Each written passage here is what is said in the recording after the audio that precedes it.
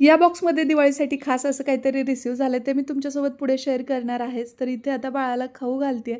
छान असा तिच्यासाठी खाऊ बनवला, पण खाऊ घालणं हा खरं तर खूप मोठा टास्क असतो प्रत्येक आईसाठी. मग काय तिला चिवकाऊच्या गोष्टी सांगत, हे खेळवत असंच मी खाऊ घातलं आणि त्यानंतर श्रीला इकडे पोहे दिले खायला. त्याने ते संपवले की त्याला एक केळी दिली. येताना मस्त ताजी भेंडी घेऊन आले होते. मला असं वाटत होतं की हीच बनवू की काय, परंतु नंतर विचार केला की पालेभाजी शिल्लक आहे तर ती बनवणं अगोदर गरजेचं आहे आणि इकडे दिवाळीचा अभ्यास चाललाय बापलेकाचा. आणि मस्तपैकी त्यांच्यासाठी मग चहा बनवला मी. आईला बीपीच्या गोळ्या घ्याव्या लागतात त्यामुळे लवकरच ती जेवण करून घेते. तिचं जेवण आवरलं. इकडे मी आता शू रॅक जे आहे ते आवरायला घेतलं आणि तोपर्यंत माझं पार्सल आलं होतं तर ते तुमच्यासोबत आता मी अनबॉक्स करते.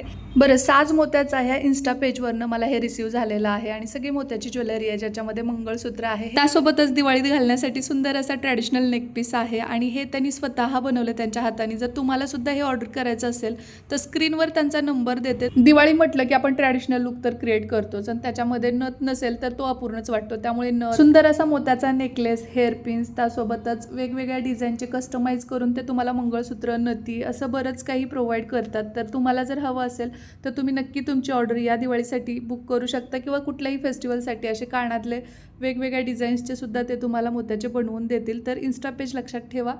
साज मोत्याचा हा त्यांचा इन्स्टा आय डी आहे आणि दुसरं म्हणजे कॉन्टॅक्ट डिटेल्स डिस्क्रिप्शन बॉक्समध्ये दिलेले आहेत आणि स्क्रीनवर नंबर पण दिलेला आहे. तर तुम्ही त्यांना डिरेक्टली कॉन्टॅक्ट करा आणि या दिवाळीला असा सुंदर ट्रॅडिशनल लुक क्रिएट करा.